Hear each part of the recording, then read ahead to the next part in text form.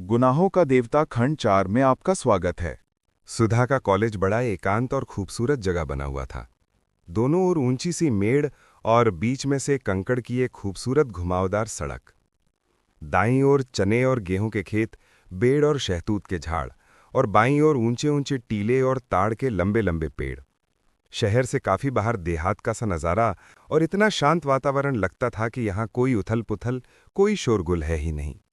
जगह इतनी हरी भरी कि दर्जी के कमरों के पीछे ही महुआ चूता था, और लंबी लंबी घास की दोपहरिया के नीले फूलों की जंगली लतरें उलझी रहती थीं। और इस वातावरण ने अगर किसी पर सबसे ज्यादा प्रभाव डाला था तो वो थी गेसू। उसे अच्छी तरह मालूम था कि बांस के झाड़ के पीछे किस चीज के फूल हैं। पुराने पीपल पर गिलोय की लतर चढ़ी है, और करौंदे के झाड़ के पीछे एक साही की मांद है। नागफनी की झाड़ी के पास एक बार उसने एक लोमड़ी भी देखी थी। शहर के एक मशहूर रईस साबिर हुसैन काज़मी की वो सबसे बड़ी लड़की थी। उसकी माँ, जिन्हें उसके पिता अदन से ब्याह कर लाए थे, शहर की मशहूर शायरा थीं। हालांकि उनका दीवान छपकर मशहूर हो चुका था, मगर वो किसी भी बाहरी आदमी से कभी नहीं मिलती जुलती थीं। उनकी सारी दुनिया अपने पति और अपने बच्चों तक ही सीमित थी। उन्हें शायराना नाम रखने का बहुत शौक था। अपनी दोनों लड़कियों का नाम उन्होंने गेसू और फूल रखा था, और अपने छोटे बच्चे का नाम हसरत। हाँ, अपने पतिदेव साबिर साहब के हुक्के से बेहद चिढ़ती थीं, और उनका नाम उन्होंने रखा था आतिश फिजां। घास, फूल, लतर और शायरी का शौक गेसू ने अपनी माँ से विरासत में पाया था। किस्मत से उसका कॉलेज भी ऐसा मिला जिसमें दर्जी की खिड़कियों से आम की शाखें झांका करती थीं। इसलिए हमेशा जब कभी मौका मिलता था, क्लास से भागकर गेसू घास पर लेटकर सपने देखने की आदी हो गई थी। क्लास के इस महाभिनिष्क्रमण और उसके बाद लतरों की छाह में जाकर ध्यान योग की साधना में उसकी एकमात्र साथिन थी सुधा। आम की घनी छाह में, हरी हरी दूब में दोनों सिर के नीचे हाथ रखकर लेटी रहतीं और दुनिया भर की बातें करतीं। बातों में छोटी से छोटी और बड़ी से बड़ी किस तरह की बातें करती थीं, ये वही समझ सकता है जिसने कभी दो अभिन्न सहेलियों की एकांत वार्ता सुनी हो। गालिब की शायरी से लेकर उनके छोटे भाई हसरत ने एक कुत्ते का पिल्ला पाला है, ये गेसू सुनाया करती थीं, और शरद के उपन्यासों से लेकर ये कि उसकी मालिन ने गिलट का कड़ा बनवाया है, ये सुधा बताया करती थीं। दोनों अपने अपने मन की बातें एक दूसरे को बता डालती थीं, और जितना भावुक, प्यारा, अनजान और सुकुमार दोनों का मन था, उतनी ही भावुक और सुकुमार दोनों की बातें। हाँ, भावुक सुकुमार दोनों ही थीं, लेकिन दोनों में एक अंतर था। गेसू शायर होते हुए भी इस दुनिया की थीं, और सुधा शायर ना होते हुए भी कल्पना लोक की थीं। गेसू अगर झाड़ियों में से कुछ फूल चुनती तो उन्हें सूंघती, उन्हें अपनी चोटी में सजाती, और उन पर चंद शेर कहने के बाद भी उन्हें माला में पिरोकर अपनी कलाई में लपेट लेती। सुधा लतरों के बीच में सिर रखकर लेट जाती और निर्निमेष पलकों से फूलों को देखती रहती, और आंखों से न जाने क्या पीकर उन्हें उन्हीं की डालों पर फूलता हुआ छोड़ देती। गेसू हर चीज का उचित इस्तेमाल जानती थीं। किसी भी चीज को पसंद करने या प्यार करने के बाद अब उसका क्या उपयोग है, क्रियात्मक यथार्थ जीवन में उसका क्या स्थान है, ये गेसू खूब समझती थीं। लेकिन सुधा किसी भी फूल के जादू में बंध जाना चाहती थीं, उसी की कल्पना में डूब जाना जानती थीं। लेकिन उसके बाद सुधा को कुछ नहीं मालूम था। गेसू की कल्पना और भावुक सूक्ष्मता शायरी में व्यक्त हो जाती थी, अतः उसकी जिंदगी में काफी व्यावहारिकता और यथार्थ था। लेकिन सुधा, जो शायरी लिख नहीं सकती थी, खुद ही एक मासूम शायरी बन गई थीं। वो भी पिछले 2 सालों में तो सचमुच ही इतनी गंभीर, सुकुमार और भावनामयी बन गई थीं कि लगता था कि सूर के गीतों से उसके व्यक्तित्व के रेशे बुन गए हैं। लड़कियां गेसू और सुधा के इस स्वभाव और उनकी अभिन्नता से वाकिफ थीं, और इसलिए जब आज सुधा की मोटर आकर साहिबान में रुकी और उसमें से सुधा और गेसू हाथ में फाइल लिए उतरी, तो कामिनी ने हंसकर प्रभा से कहा, लो, चंदा सूरज की जोड़ी आ गई। सुधा ने सुन लिया, मुस्कुराकर गेसू की ओर, फिर कामिनी और प्रभा की ओर देखकर हंसती। सुधा बहुत कम बोलती थी, लेकिन उसकी हंसी ने उसे खुशमिजाज साबित कर रखा था, और वो सभी की प्यारी थी।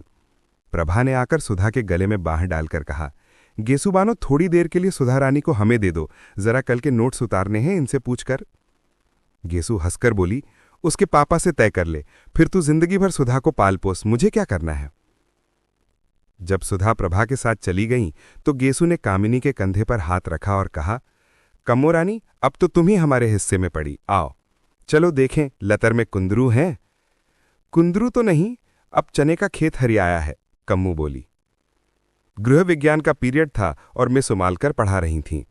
बीच की कतार की एक बेंच पर कामिनी, प्रभा, गेसु और सुधा बैठी थीं। हिस्सा बांट अभी तक कायम था, अतः कामिनी के बगल में गेसु, गेसु के बगल में प्रभा और प्रभा के बाद बेंच के कोने पर सुधा बैठी थीं। मिस उमालकर रोगियों के खानपान के बारे में समझा रही थीं। मेज के बगल में खड़ी हुई, हाथ में एक किताब लिए हुए उसी पर निगाह लगाए हुए बोलती जा रही थीं। शायद अंग्रेजी की किताब में जो कुछ लिखा हुआ था उसी का उल्था करते हुए बोलती जा रही थीं। आलू एक नुकसानदेह तरकारी है रोग की हालत में। वो खुश्क होता है, गर्म होता है और हजम मुश्किल से होता है। सहसा गेसु ने एकदम बीच से पूछा, गुरुजी, गांधी जी आलू खाते हैं या नहीं? सभी हंस पड़े। मिस उमालकर ने बहुत गुस्से से गेसु की ओर देखा और डांट कर कहा, why talk of Gandhi? I want no political discussion in class. Gandhi से क्या मतलब? मैं दर्ज में राजनीतिक बहस नहीं चाहती। इस पर तो सभी लड़कियों की दबी हुई हंसी फूट पड़ी। मिस उमालकर झल्ला गईं और मेज पर किताब पटकते हुए बोली, साइलेंस, खामोश। सभी चुप हो गए। उन्होंने फिर पढ़ाना शुरू किया। जिगर के रोगियों के लिए हरी तरकारियां बहुत फायदेमंद होती हैं। लौकी, पालक और हर किस्म के हरे साग तंदुरुस्ती के लिए बहुत फायदेमंद होते हैं। सहसा प्रभा ने कोहनी मारकर गेसु से कहा, ले फिर क्या है, निकाल चने का हरा साग, खा खाकर मोटे हूं मिस उमालकर के घंटे में। गेसु ने अपने कुर्ते की जेब से बहुत सा साग निकालकर कामिनी और प्रभा को दिया।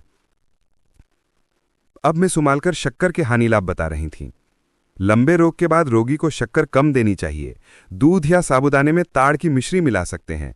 दूध तो ग्लूकोज के साथ बहुत स्वादिष्ट लगता है। इतने में जब तक सुधा के पास साग पहुंचा कि फौरन मिस उमालकर ने देख लिया। वो समझ गईं ये शरारत गेसु की होगी।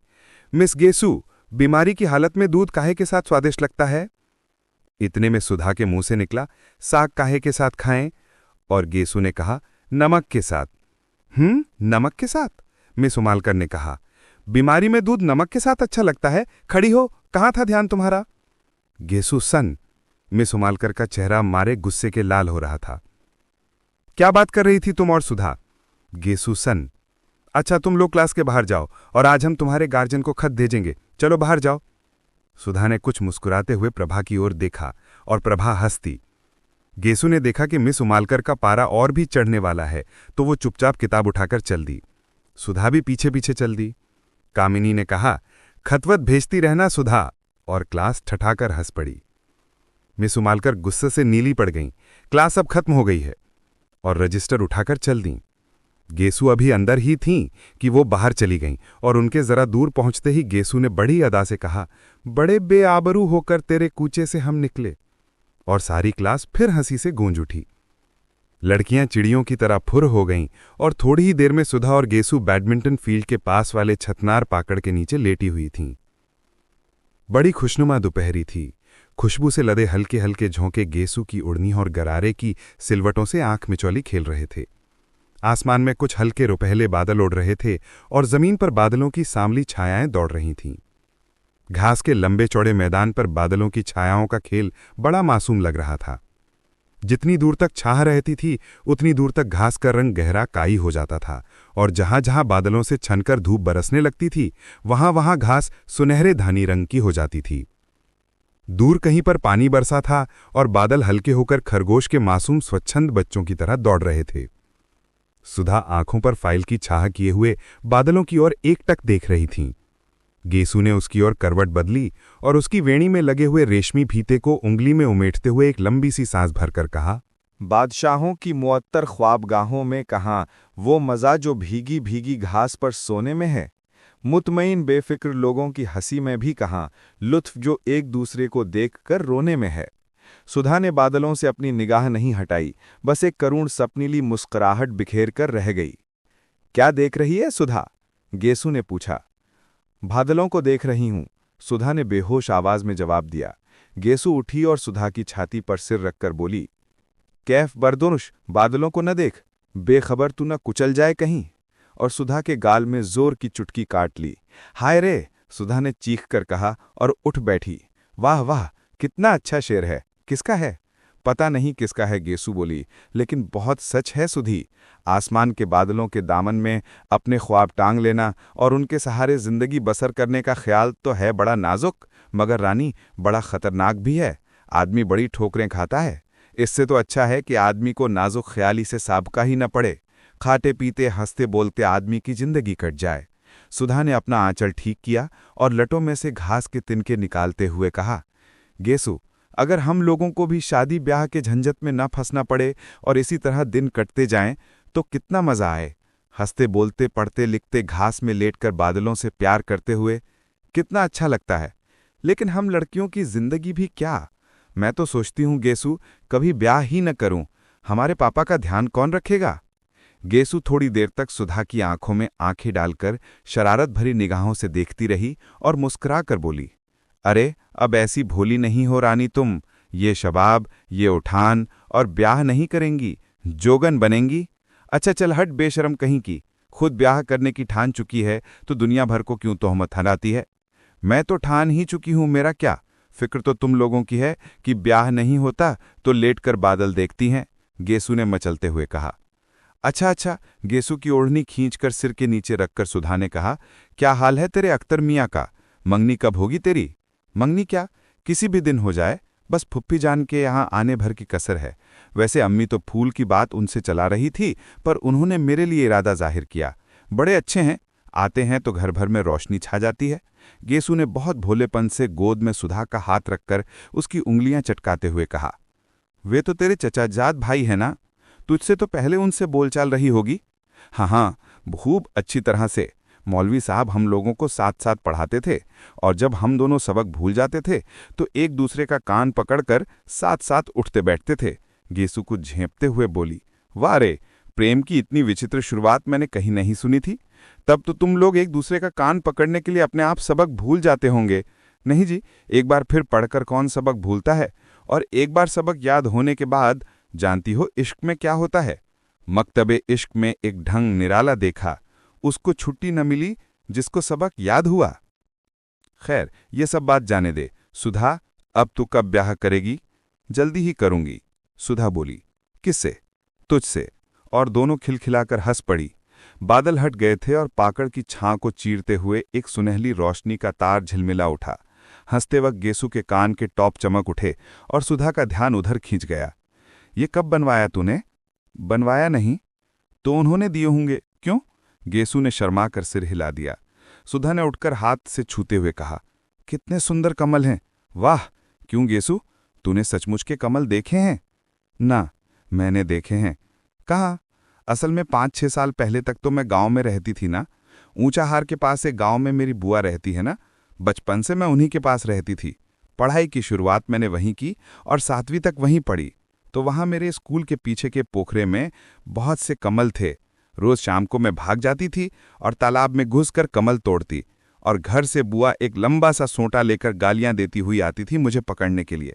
जहां वो किनारे पर पहुंचती तो मैं कहती, अभी डूब जाएंगे बुआ, अभी डूबे। तो वो बहुत रबड़ी मलाई की लालच देकर मिन्नत करती, निकल आओ। तो मैं निकलती थी। तुमने तो कभी देखा नहीं होगा हमारी बुआ को। ना, तूने कभी दिखाया ही नहीं। इधर बहुत दिनों से आई ही नहीं। वे आएंगी तो दिखाऊंगी तुझे। और उनकी एक लड़की है, बड़ी प्यारी, बहुत मजे की है। उसे देखकर तो तुम उसे बहुत प्यार करोगी। वो तो अब यहीं आने वाली है, अब यहीं पढ़ेगी। किस दर्जे में पढ़ती है। प्राइवेट विदुषी में बैठेगी इस साल। खूब गोलमटोल और हंसमुख है, सुधा बोली। इतने में घंटा बोला और गेसु ने सुधा के पैर के नीचे दबी हुई अपनी ओढ़नी खींची। अरे अब आखिरी घंटे में जाकर क्या पढ़ोगी, हाजिरी कटी गई। अब बैठो यहीं, बातचीत करें, आराम करें, सुधा ने अलसाए स्वर में कहा और खड़ी होकर एक मदमाती हुई अंगड़ाई ली। गेसु ने हाथ पकड़कर उसे बिठा लिया और बड़ी गंभीरता से कहा, देखो ऐसी अरसा हुई अंगड़ाई न लिया करो, इससे लोग समझ जाते हैं कि अब बचपन करवट बदल रहा है। धत, बेहद झेंप कर और फाइल में मुंह छिपाकर सुधा बोली, लो तुमने मजाक समझती हो। एक शायर ने तुम्हारी अंगड़ाई के लिए कहा है, कौन ये ले रहा है अंगड़ाई, आसमानों को नींद आती है। वाह कितना अच्छा है। अंधकार की चादर है, जीवन का स्वप्न है, तारे डूबते जाते हैं, रात भीगती जाती है। गेसु, उर्दू की शायरी बहुत अच्छी है। तो तू खुद उर्दू क्यों नहीं पढ़ लेती, गेसु ने कहा। चाहती तो बहुत हूं पर निभ नहीं पाता। किसी दिन शाम को आओ सुधा, तो अम्मी जान से तुझे शेर सुनवाएं। ये ले तेरी मोटर तो आ गई। सुधा उठी, अपनी फाइल उठाई। गेसु ने अपनी ओढ़नी झाड़ी और आगे चली। पास आकर उचक कर उसने प्रिंसिपल का रूम देखा, वो खाली था। उसने दाई को खबर दी और मोटर पर बैठ गई। गेसु बाहर खड़ी थी। चल तू भी ना। नहीं, मैं गाड़ी पर चली जाऊंगी। अरे चलो, गाड़ी 4:30 बजे जाएगी, अभी घंटा भर है। घर पर चाय पियेंगे, फिर मोटर पहुंचा देगी। जब तक पापा नहीं हैं तब तक जितना चाहो कार घिसो। गेसु भी आ बैठी और कार चल दी। जिंदगी के रंग टीवी चैनल को सब्सक्राइब करें, लाइक करें और बेल आइकन को दबाएं।